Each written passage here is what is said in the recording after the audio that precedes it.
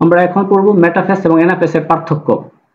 তো দেখো, মেটাফেজ এবং এনাফেজ দুইটাই হচ্ছে আমাদের মাইটোসিস কোষ বিভাজনের ধাপ, সেটার মাধ্যমে। তো এইখানে আমরা শুরুতে যে বিষয়টা বলছি, মেটাফেজ কি?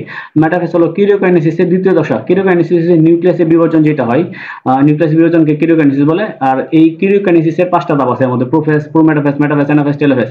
তো মেটাফেজের মধ্যে বলছে যে কিরিওকাইনেসিস দ্বিতীয় দশা হচ্ছে কি মেটাফেজ, এনাফেজ হচ্ছে কি কিরিওকাইনেসিসের তৃতীয় দশা। এটা যে কোনো পার্থক্য আসুক পর্যায়গুলো তোমরা প্রথম কে কোন দশার মধ্যে আছে সেটা বলতে পারবা।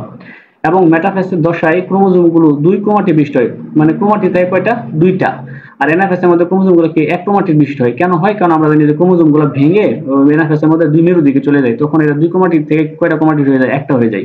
ঠিক আছে, ক্রোমাটিড মানে ক্রোমোজোমের বাহুর কথা বলা হচ্ছে। এরপরে দেখো, মেটাফেজ দশায় ক্রোমোজোমগুলো স্পিন্ডল যন্ত্রের বিষুবীরণ চলে থাকে, বিষুবীরণের মাঝখান বরাবর থাকে ক্রোমোজোমগুলো। আর এনাফেজ দশায় এই ক্রোমোজোমগুলো কি হয়, মানে দুইটা মাঝখান দিয়ে বাঁক হয়ে দুই মেরুর দিকে চলে যায়। অর্ধেক যায় এক মেরুর দিকে, আর অর্ধেক যায় বিপরীত মেরুর দিকে। এরপরে আছে ক্রোমোজোম গুলো কি হয়, মেটাফেজ দশায় ক্রোমোজোম গুলো সবচেয়ে স্থূল এবং কি খর্বাকৃতি হয়, মানে সবচেয়ে খাটো এবং খর্বাকৃতি দেখায়। অ্যানাফেজ দশায় ক্রোমোজোম গুলো তুলনামূলকভাবে কি হয়, মানে সরু এবং লম্বা হয়।